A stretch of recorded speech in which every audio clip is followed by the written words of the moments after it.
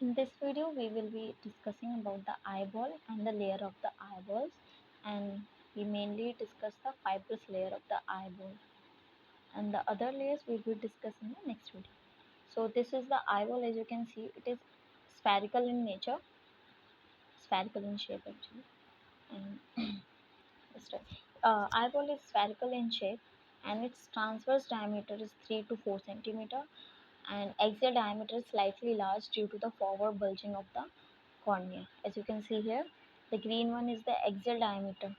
So there is a bulging of the cornea, so that's why the axial diameter is little more than the transverse diameter, in the z-axis.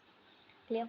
So transverse diameter is also called the vertical diameter. It does not changes, and while the axial diameter is quite little more, slightly large.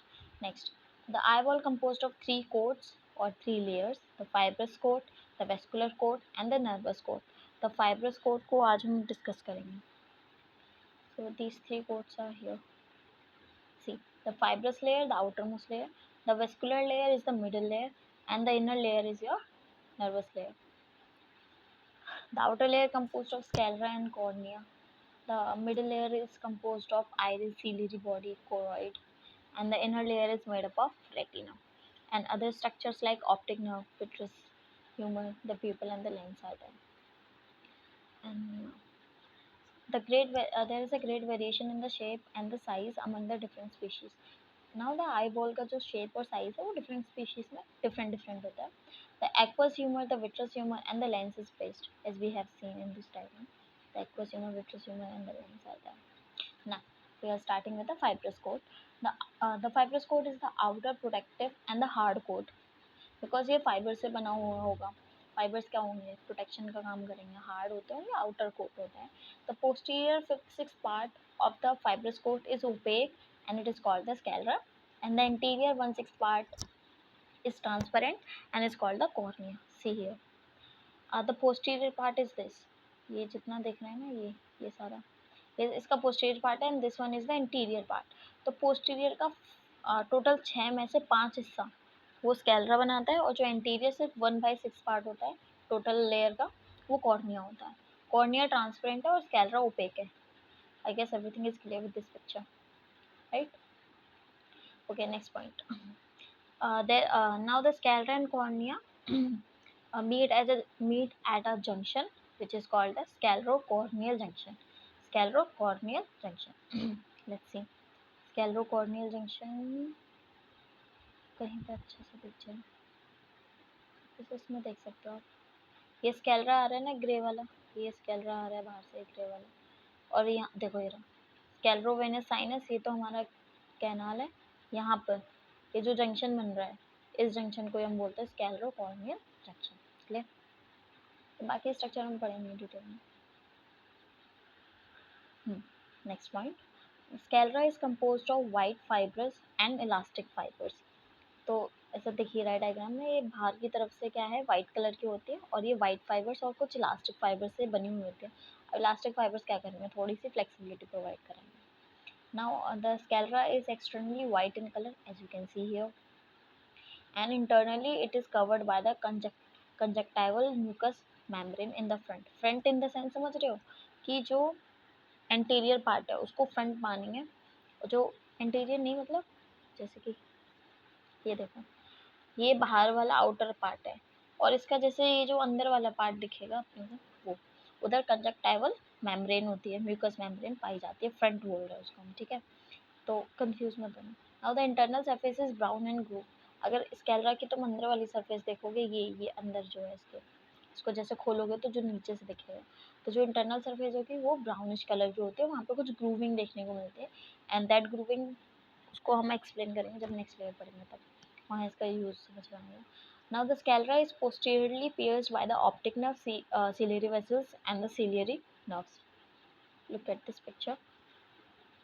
Now this one is the outermost layer, जो कि ये है, ठीक है? This is sclera. अभी यहाँ पे देखो posteriorly, anterior में तो कॉर्निया है, posterior में आपको क्या देखने मिल रहा है, ये posterior है. ये posteriorly क्या हो रहा है यहाँ पर, optic nerve, ऑप्टिक नर्व यहाँ पर एंटर कर रही है, सिलियरी नर्व यहाँ से एंटर कर रही है, और सिलियरी ब्लड वेसल्स यहाँ से एंटर कर रही हैं। क्लियर है? It is pierced by optic nerve, ciliary nerve, and the ciliary blood vessels. And posteriorly, there is also the blind spot is present, or we can say the optic disc is present. देखो optic disc क्या है? ये जो area यहाँ हम बना देंगे ना, ये वाला एरिया, ये जो एरिया यहाँ पे ड्रॉ होगा, that area is your optic disc. ठीक है, तो देखो ये ऑप्टिक डिस्क ये दिख रही है, ये this is optic disc. Clear हो गया? यहाँ पे देखो क्या क्या एंटर हो रहा है, यहाँ से एंटर हो रहा है हमारे पास ऑप्टिक नर्व एंटर कर रही है यहाँ से। देखो ये रहा सेंट्रल वेन्स ऑफ रेटिना, और देखो यहाँ पर ये रेड वाला क्या है, ब्लड वेसल सेंटर कर रही है, ये नर्व सेंटर कर रही है यहाँ पे।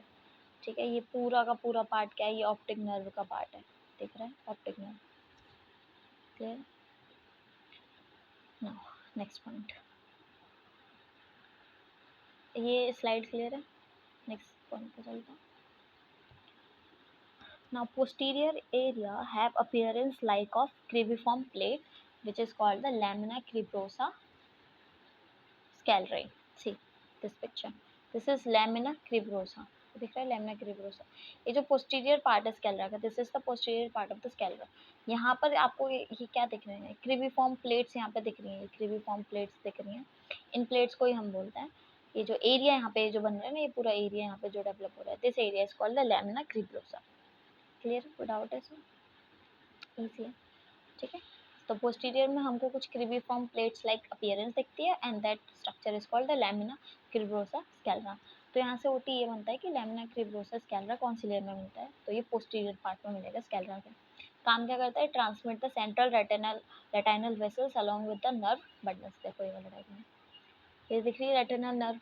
ठीक है, तो इन सब, और देखो ये इससे ही पास हो रही है क्रिब्रोसा से, देखो ये दिख रहा है सर्कुलर, ये पास हो रही है इसी से। ठीक है, it transmit the central retinal blood vessels and with nerve bundles. I guess clear ही है?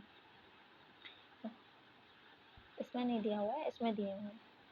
ये ब्लड वेसल है, रेटिना देखो लिख रहा है central artery and when of retina, और ये सेंट्रल ये आर्टरी और वेन्स हो जाएंगे। ठीक है, और जो नर्व बंडल्स हैं वो भी यहीं से पास आउट हो जाएंगे। एक और पिक्चर है, ये वाली पिक्चर से भी आप देख सकते हैं। ठीक है, this is cribriform plate. Next point is suprachoroid lamina. It is a delicate layer, occupies the perichoroidal space. Perichoroidal space देखो, उधर से क्या पास, उधर एक डेलिकेट लेयर पाई जाती है जो कि स्कैलरा और कॉर्निया जहाँ पे जंक्शन बना रहे थे, स्कैलरा कॉर्निया जहाँ जंक्शन बना रहे थे उसको हम क्या बोल रहे थे, स्कैलरो कॉर्नियल जंक्शन। और उन दोनों के बीच ना थोड़ा सा स्पेस रहता है। ठीक है, स्कैलरा और कॉर्निया के बीच में जो थोड़ा सा स्पेस होता है जिसको पेरिकोरोइडल स्पेस बोलते हैं, वहाँ पर एक लेयर पाई जाती है, that layer is called suprachoroid lamina. तो शायद इसका पिक्चर होगा, देख रहा है सुप्राकोरोइडल स्पेस, सुप्राकोरोइडल लैमिना। तो ये जो स्पेस है ना, स्पेस यहाँ पर एक डेलिकेट लेयर होगी इस स्पेस में, that is called suprachoroidal lamina. Clear है? Now, next we have canal of sclem and sinus venosus scalera. तो ये कैनाल है या फिर साइनस है जो कि एनसर्कल कर रहा है पूरे स्कैलरो-कॉर्नियल जंक्शन को। स्कैलरो-कॉर्नियल जंक्शन देखो ये यहाँ से कॉर्निया शुरू हो रहा है, ये और ये हमारा क्या चल रहा है, स्कैलरा है। तो यहाँ पे ये जंक्शन बनेगा इनका, स्कैलरो-कॉर्नियल जंक्शन बोलेंगे। अब स्कैलरो-कॉर्नियल जंक्शन पे देखो ये क्या दिख रही है, ये स्क्लेम्स कैनाल। ठीक है, इसी को बोलते हैं स्क्लेम्स कैनाल, और ये एनसर्कल कर रही होती है जंक्शन को। समझ में आ गया, encircle the junction, it is a sinus. और यहाँ पे देख सकते हो कैनाल ऑफ स्क्लेम, ये कॉर्निया है, इसको स्कैलरा है, यहाँ पे जंक्शन बन रहा है इनका, इस जंक्शन पे देखो ये कैनाल है, ये कैनाल ऑफ स्क्लेम। क्लियर हो गया? नेक्स्ट स्लाइड, इसमें भी देख लो ये कैनाल ऑफ स्क्लेम, कैनाल ऑफ स्क्लेम, ये स्कैलरा है, ये कॉर्निया है, इन दोनों को ज्वाइन कर जंक्शन जहाँ बन रहा है वहाँ पे अपने को देखने को मिल रही है। बाकी स्ट्रक्चर्स हम देखेंगे अदर लेयर्स में। Next, scleral spur, the projected rim of scleral tissue behind the canal internally. तो स्कैलरल स्पर जो होते हैं वो अंदर की तरफ पाए जाएंगे, बाहर की तरफ प्रोजेक्टेड नहीं है, अंदर की तरफ प्रोजेक्टेड है। And they are the projected rim of scleral tissue, और ये स्कैलरा के टिश्यू के बने होते हैं बिहाइंड द कैनाल इंटरनली। देखो ये स्कैलरा आ रहा है, ये इंटरनली होगा क्योंकि अंदर लेंस है, ये लेंस है ना इधर, तो इंटरनली हो गया, और पीछे की तरफ है बिहाइंड, कॉर्निया के पीछे, तो ये दिख रहे हैं स्कैलरल्स पर, they are the projected rim of scleral tissue, sclera के ही बने हुए होते हैं, पीछे की तरफ होते हैं, और ये कैनाल को इंटरनली प्रोजेक्टेड होते हैं। The aqueous humour passes from anterior chamber to the canal। अच्छा ये वाला पॉइंट देखो इधर से, ये जो एक्वस ह्यूमर है हमारे आइरिस और लेंस जो एंटीरियर चैम्बर में पाया जाता है, और जो लेंस और रेटिना के बीच में पाया जाता है, that is your vitreous humour. तो जो एक्वस ह्यूमर है ना, वो फ्लूइड मूव करता रहता है, फ्लो चलता है, ठीक है। फ्लो क्यों चलता है? ताकि एक इंट्रा ऑक्यूलर प्रेशर को मेंटेन किया जा सके। तो ये फ्लो कैसे होता है, ये थोड़ा सा याद रखना है। उसके लिए पहले एक स्ट्रक्चर समझना पड़ेगा। ये जो ट्रेबिकुलर मैशवर्क आपको दिख रहे हैं ना, ये याद रखना है, यही है जो कि फ्लो कराने में हेल्प करेंगे। और फ्लो का डायरेक्शन कुछ इस तरह से है, देखो ये है। और ये दो तरह का फ्लो होता है, इनवर्ड फ्लो भी होगा, आउटवर्ड फ्लो भी होगा, तभी तो बैलेंस बना रहेगा। तो आउटवर्ड फ्लो के लिए ये चार्ट थोड़ा सा देख लेना, इनवर्ड फ्लो के लिए ये है, इसको ट्रेबिकुलर आउटफ्लो बोल रहे हैं, ठीक है। It is the main outlet and approximately 90% of the aqueous drain through this route. Anterior chamber, आगे वाला जो चैम्बर है, वहाँ से फ्लूइड मूव करेगा ट्रेबिकुलर मैशवर्क में, वहाँ से जाएगा कैनाल ऑफ स्क्लिम्स में, फिर वहाँ से वेन में ड्रेन आउट हो जाएगा, ठीक है। देखो ये ट्रेबिकुलर मैशवर्क है, और एंटीरियर चैम्बर क्या होगा, ये एंटीरियर चैम्बर होगा, यहाँ से ये इधर से फ्लो तक हो जाएगा। देखो ट्रेबिकुलर मैशवर्क, और ये इस तरह से इनवर्ड फ्लो होगा, और ये डिटेल में नहीं दिया आपके कुछ में, तो you might skip this one.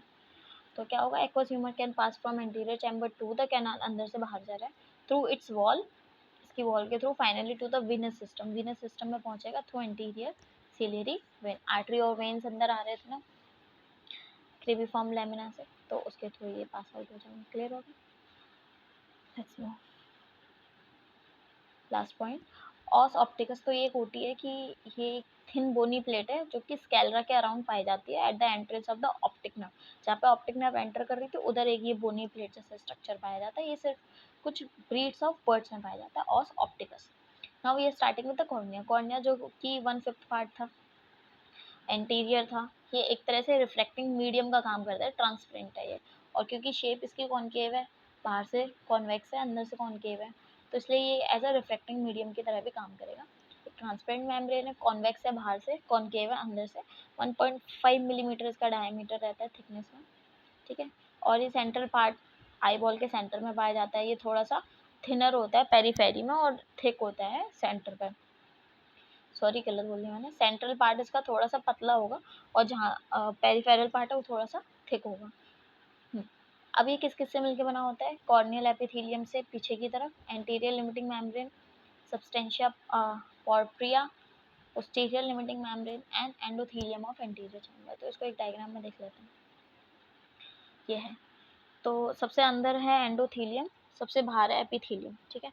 जो एंटीरियर लिमिटिंग मेम्ब्रेन है उसको हम बोमेंस लेयर्स भी कहते हैं, और जो पोस्टीरियर लिमिटिंग मेम्ब्रेन है उसको हम डिसिमेट्स मेम्ब्रेन भी कहते हैं, ठीक है।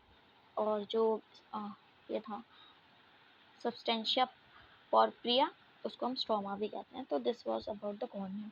So we have studied the eyeball and the fibrous layer, in which we covered the sclera, all the structures associated with the sclera, and the cornea. In next video, we will discuss the other two layers of the eyeball. Thank you.